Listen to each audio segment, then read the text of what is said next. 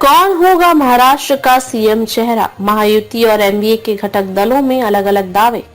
महाराष्ट्र में विधानसभा चुनाव के नतीजों का साथ ही इस बात का भी बेसब्री से इंतजार किया जा रहा है कि राज्य की कमान किस पार्टी के नेता के हाथ में आएगी। महाराष्ट्र में महायुति और महाविकास आघाड़ी में सीएम का चेहरा कौन होगा, यह सवाल बना हुआ है।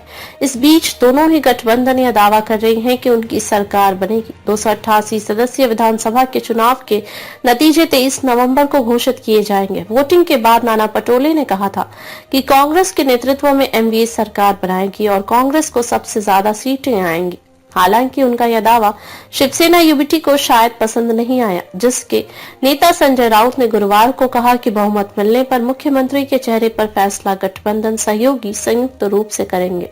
संजय राउत ने कहा कि अगर कांग्रेस हाईकमान ने पटोले से कहा है कि वह सीएम होंगे तो पार्टी के अध्यक्ष मल्लिकार्जुन खड़गे, राहुल गांधी, सोनिया गांधी और प्रियंका गांधी वाड्रा को भी इसकी घोषणा करनी चाहिए।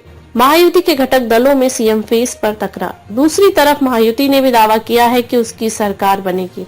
ज्यादातर एग्जिट पोल में महायुति की सरकार बनने के संकेत दिए हैं, तो कुछ ने एनडीए की सरकार बनने का अनुमान जताया है। महायुति में शिवसेना विधायक और प्रवक्ता संजय शिरसाट ने कहा कि चुनाव मुख्यमंत्री एकनाथ शिंदे के चेहरे पर लड़ा गया है। मतदाताओं ने वोटिंग के जरिए शिंदे को अपनी पसंद बताया है। मुझे लगता है कि शिंदे अगले सीएम के लिए सही हैं और हमें उम्मीद है कि वही अगले सीएम होंगे।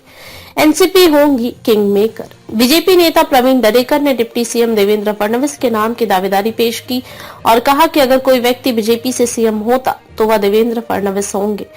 एनसीपी नेता अमोल मितकरी ने आज अजित पवार का नाम आगे बढ़ाते हुए कहा कि नतीजा चाहे कुछ भी हो, एनसीपी किंग मेकर होगी। सीएम के चेहरे के बारे में पूछे जाने पर देवेंद्र फडणवीस ने कहा कि महायुति की तीनों पार्टियां साथ बैठेंगी और निर्णय लेंगी। बीजेपी नेता दरेकर ने दावा किया कि महायुति की सरकार बनेगी।